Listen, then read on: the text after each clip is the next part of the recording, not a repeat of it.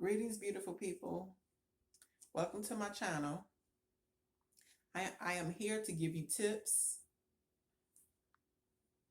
and information about phlebotomy. Whether you are a beginner or you already have some experience, I believe that these tips and that this information may be helpful to you. Today I am going to discuss patient verification. This part of the process of venipuncture is extremely important and it should not be taken lightly. First, I will say, please follow the guidelines or the protocol according to the company that you work for in regards to how you verify the patient. But basically, you would ask the patient to state their first and last name, and you will also ask them to spell their first and last name. Then you would ask the patient to state their date of birth.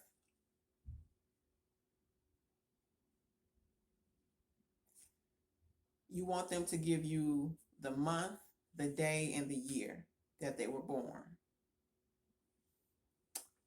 Also,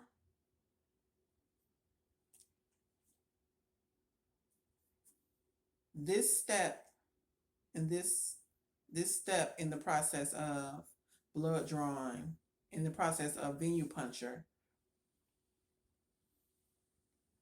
must be done before you draw the patient.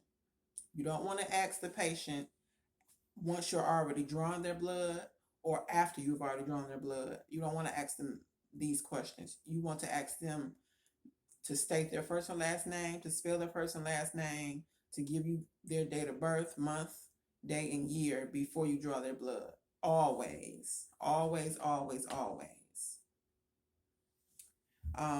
Then, after they verify their first and last name and their date of birth for you, according to their requisition, you will ask them to verify their medical insurance. Sometimes the lab order will have the medical insurance information already printed on the requisition, and if it is not, then if you are able to, you either want to write down their medical information on the requisition, or you want to go make copies of their medical card and their ID as well. And these items will go with the requisition and the blood at the end of at the end of the process of your blood draw.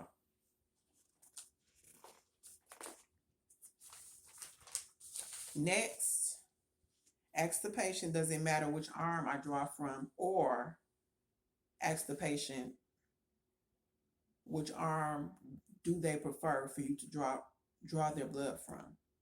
Ask the patient, which arm do you prefer for me to draw your blood? Also, in special circumstances, some people may have extremely high levels of anxiety when it comes to getting their blood drawn, also known as a fear of needles. If that is the case, ask the patient if they would like to lie down while you are drawing their blood.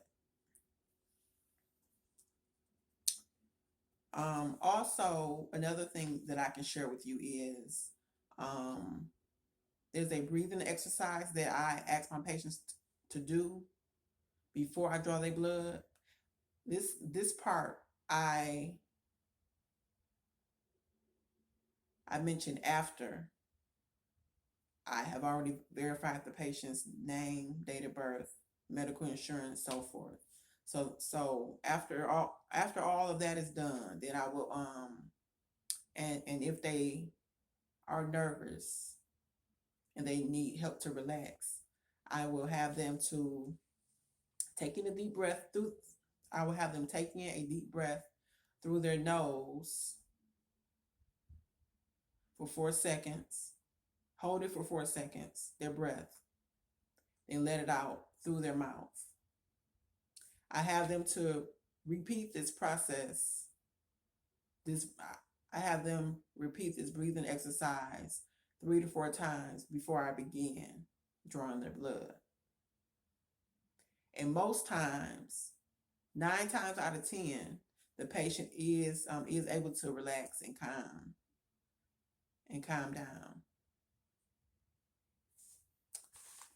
So also I want to mention that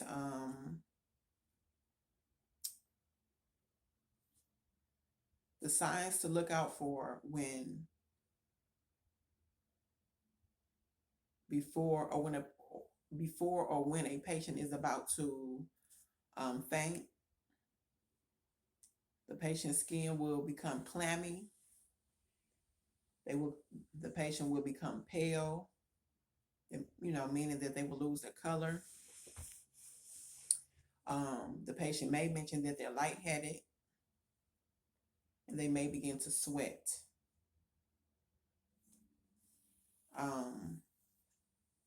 So if you see these signs of fainting in a patient, you want to please follow the protocol according to the company that you work for to stabilize the patient. So I'm not going to go into detail as to what you can do to assist the patient. I want you to follow what the company has told you to do at that point if you have a patient that is about to faint, because some companies they give you smelling salt that you will have in your workstation to use if a patient is about to faint or if they have fainted. So I'm not going to, give you any tips regarding what to do regarding that. I just wanted to give you the signs to look out for before a patient is about to faint. So that's all that I have for you all right now. But I hope and pray that these tips were helpful to you.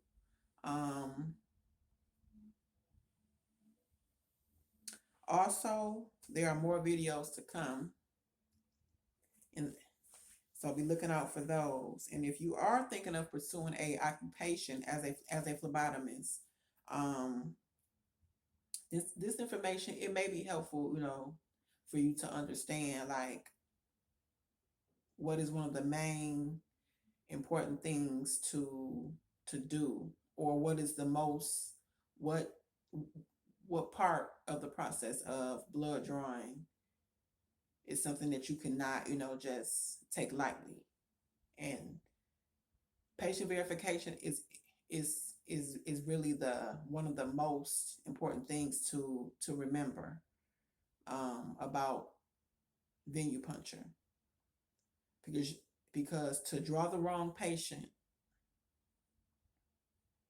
or to draw the wrong test, or yes, both, all the above, to draw the wrong patient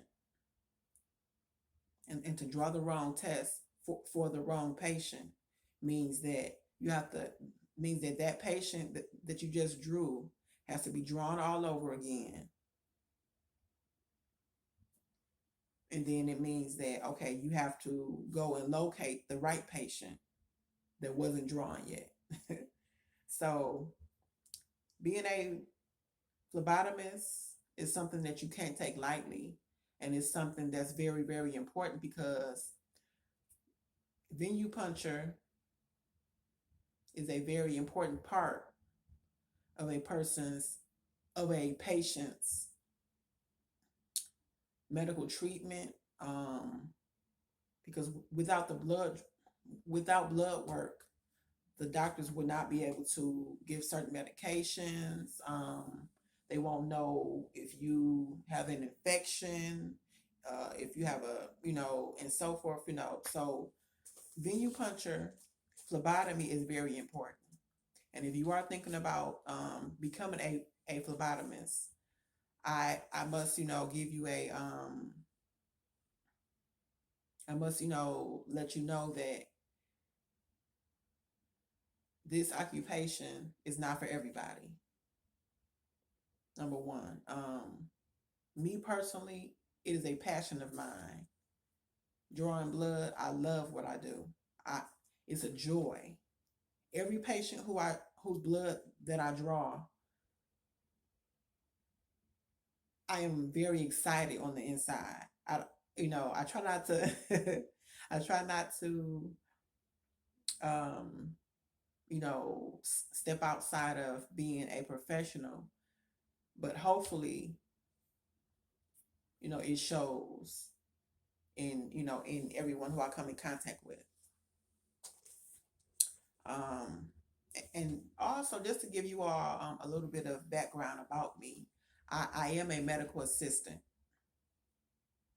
Um, I am a registered medical assistant, and one of the requirements as a medical assistant, we are required to draw blood, and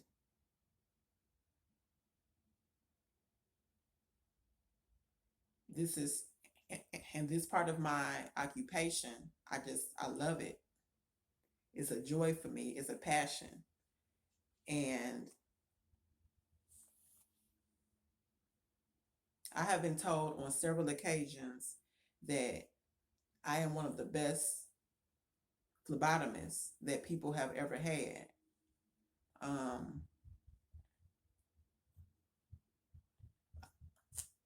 98% of my patients are returning patients. Like I work in an environment where the patient can either get their blood drawn there at that location where I work, or they can go outside to another location. But because I am great at what I do, I love what I do. It's a passion, um,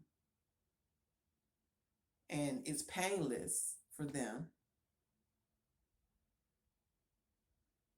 And I'm kind and I'm compassionate. They always return to me for their blood work. I get compliments most of the time.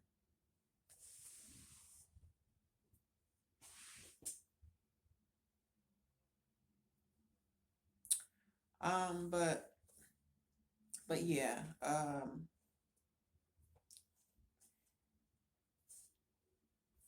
that's basically what this video is about. I am new to I am new to YouTube, and I'm also new to making videos. So please bear with me.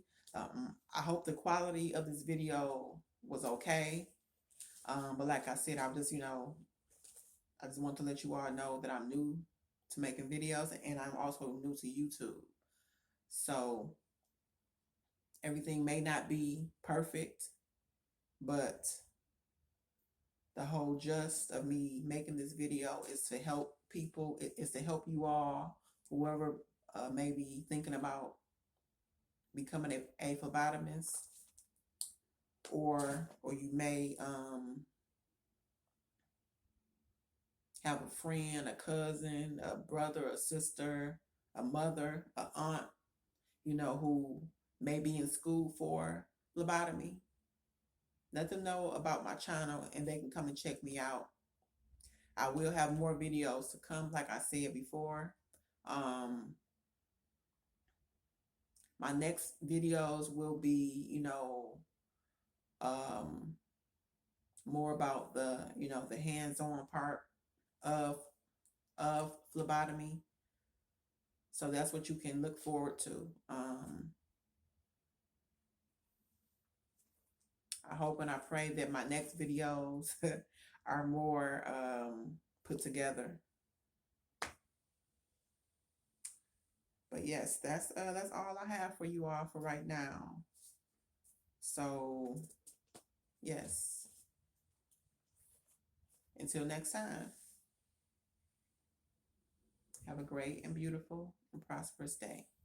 Thank you for tuning in.